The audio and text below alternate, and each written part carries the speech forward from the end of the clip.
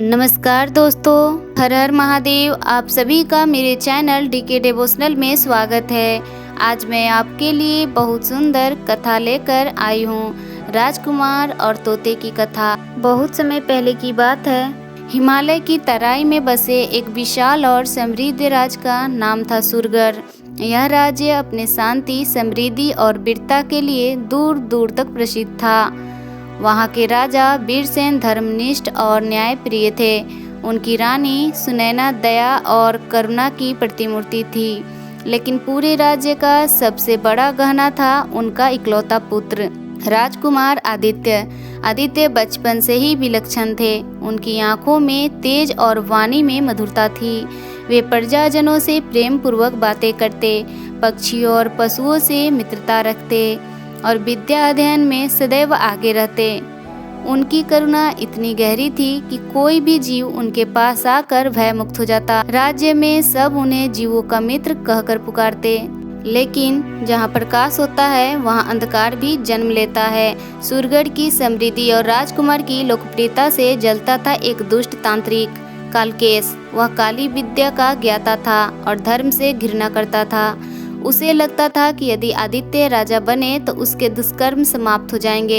एक दिन जब राजकुमार वन में अपने मित्रों और सैनिकों के साथ शिकार के लिए गए, कालकेश ने अवसर देखा। उसने मायावी वायु भेजी जिससे सब सैनिक गहरी नींद में सो गए। केवल आदित्य ही जगे रहे।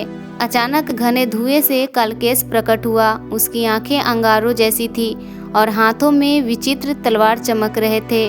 वह गरजा, आदित्य, तेरी करुणा और धर्मप्रियता मेरी काली विद्या के आगे टिक नहीं सकती। आज मैं तुझे मनुष्य से वंचित कर दूंगा। आदित्य ने शांत स्वर में उत्तर दिया, हे तांत्रिक, तू चाहे जो कर ले, सत्य और धर्म की जीत सदैव होती है। लेकिन कालकेश ने मंत्रोच्चारण किया और अचानक तेज प्रकाश फैला।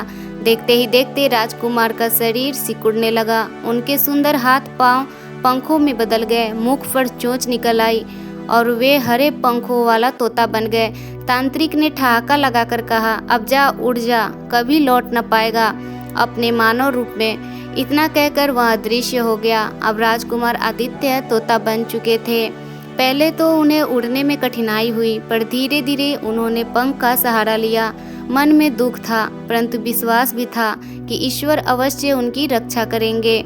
वे वन में भटकते भटकते कई पक्षियों और जानवरों से मिले। उनके भीतर की मानवता और दया देखकर सब जीव उनसे प्रभावित हो गए। धीरे धीरे सब उन्हें तोता राजकुमार कहने लगे। वन में उनकी सबसे खास मित्र बनी एक हिरनी चंद्रिका। वह साधारण हिरनी नहीं थी, बल्कि वास्तव में एक अप्सरा थी, जिसे किसी पुराने श्राप के कारण हिरनी का रूप मिला था। वह भी अपने वास्तविक स्वरूप में लौटने की आकांक्षा रखती थी। तोता राजकुमार और चंद्रिका की मित्रता गहरी होती गई। दोनों अपने अपने दुख साझा करते और एक दूसरे को आशा देते।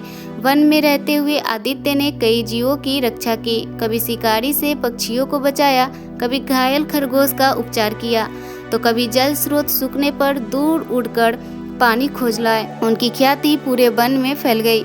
लेकिन कालकेश चैन से नहीं बैठा। जब उसे पता चला कि तोते के रूप में भी आदित्य जीवों के प्रिय हैं, तो वह और क्रोधित हुआ।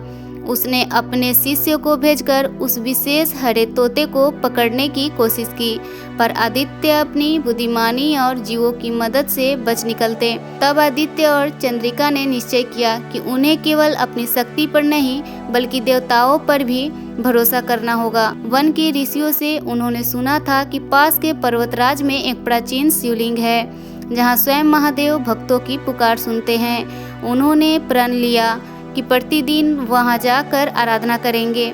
तोता राजकुमार अपनी मधुर वाणी से ओम नमः शिवाय का जाप करते और चंद्रिका अपने कोमल खुरों से फूल अर्पित करती। धीरे धीरे उनकी भक्ति गहरी होती गई। उनकी भक्ति देखकर अन्य जीव भी जुड़ने लगे। पूरा वन शिवलिंग के इर्द गिर्द भक्ति का केंद्र बन गया।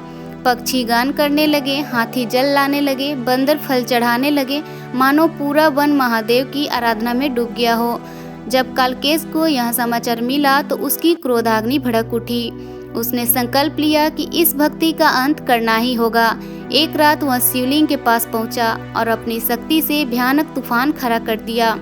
वृक्ष गिरने लगे, जीव भयभीत होकर भागने लगे, परंतु आदित्य और चंद्रिका अडिग खड़े रहे। वे शिवलिंग से लिपटकर प्रार्थना करने लगे, हे महादेव, यदि हमारी भक्ति सच्ची है तो हमें इस शाप से मुक्त कीजिए। आकाश से अचानक दिव्य प्रकाश उतरा, तूफान थम गया, बिजली शांत हो गई। उस ज्योति से प्रकट हुए स्वयं महादेव।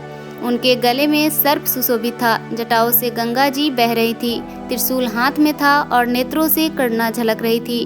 भगवान शिव ने कहा, कालकेश, अधर्म की जड़ें भक्ति से नहीं टिक सकती। तू जीवों को कष्ट देता आया है, अब तेरा अंत निकट है। उन्होंने आदित्य और चंद्रिका की ओर देखकर कहा, तुम्हारी भक्ति ने मुझे प्रसन्न किया है। सत्य और धैर्य ही सबसे बड़े अस्त्र है। आज मैं तुम्हें तुम्हारे वास्तविक रूप में स्थापित करता हूँ। महादेव ने त्रिशूल उठाकर आकाश में घुमाया। एक दिव्य किरण आदित्य पर गिरी। क्षण भर में उनके पंख झड़ गए, चोंच विलीन हो गई और वे पुनः अपने राजकुमार रूप में प्रकट हो गए। दूसरी किरण चंद्रिका पर पड़ी, उसका हिरणी रूप समाप्त हुआ और वह पुनः अप्सरा स्वरूप में प्रकट हो गई। वन के सारे जीव आनंद से झूम उठे। पक्षियों ने कलरव किया, हाथियों ने गर्जना की और वातावरण में ओम नमः शिवाय की गूंज फैल गई। कालकेश अब भी क्रोध से कांप रहा था। उसने मंत्रों से महादेव पर आघात करने की कोशिश की। महादेव मुस्कुराए और केवल अपनी दृष्टि से ही उसके सारे मायाजाल को भस्म कर दिया। क्षण भर में कालकेश राख बनकर भूमि पर बिखर गया। महादेव ने आशीर्वाद देते हुए कहा, आदित्य, अब तुम अपने राज्य लौटकर धर्मपूर्वक शासन करो। चंद्रिका, तुम्हारा अप्सरा रूप अब शाप मुक्त है। यदि चाहो तो मनुष्य के बीच रहकर प्रजा की सेवा कर सकती हो। चंद्रिका ने हाथ जोड़कर कहा, प्रभु, मैं मनुष्य के बीच रहकर उनकी रक्षा करना चाहती हूँ। महादेव प्रसन्न हुए और अंतर्ध्यान हो गए। राजकुमार आदित्य और चंद्रिका जब राज्य लौटे तो उनके स्वागत में पूरा नगर उमड़ पड़ा। सड़कें फूलों से सजी थी, दीपक जल रहे थे और हर ओर जय महादेव के नारे गूंज रहे थे। राजा रानी ने अपने पुत्र को गले लगाया। रानी की आंखों से आंसू बह निकले। पुत्र, हमें विश्वास था कि धर्म की रक्षा महादेव अवश्य करेंगे, उन्होंने कहा। राजकुमार ने उत्तर दिया, माता, यह सब केवल महादेव की कृपा और वन के जीवों की मित्रता से संभव हुआ। कुछ समय बाद आदित्य का राज्याभिषेक हुआ और चंद्रिका उनकी रानी बनी। उनके शासनकाल में सूरगढ़ राज्य और भी समृद्ध हुआ। प्रजा सुखी रही, जीव जंतु सुरक्षित रहे और महादेव का मंदिर राज्य का मुख्य केंद्र बन गया। हर त्योहार पर न केवल मनुष्य बल्कि वन के जीव भी सम्मिलित होते। महल के द्वार सबके लिए खुले रहते। समय बीतता गया और आदित्य चंद्रिका की कथा प्रेरणा बन गई। लोग बच्चों को यह कहानी सुनाकर कहते, सच्ची भक्ति और धर्म से बड़ा कोई बल नहीं। यदि हृदय निर्मल हो तो स्वयं महादेव भी अपने भक्तों की रक्षा करते हैं। वन के तोते अब भी मीठी आवाज में ओम नमः शिवाय बोलते, मानो राजकुमार की भक्ति को स्मरण करते हो। और जब भी कोई हिरनी निर्भय होकर खेलती तो लगता जैसे चंद्रिका की आत्मा अब भी उस भूमि की रक्षा कर रही हो। तो दोस्तों, यह थी आज की बहुत ही मधुर कहानी। तो आपको यह कहानी अच्छी लगी हो तो वीडियो को लाइक करें, ज़्यादा से ज़्यादा शेयर करें और चैनल पे पहली बार आए हैं तो मेरे चैनल डीके डिवोशनल को सब्सक्राइब कर ले। मिलते हैं अगले वीडियो में एक और नई कहानी के साथ। तब तक के लिए धन्यवाद। हर हर महादेव।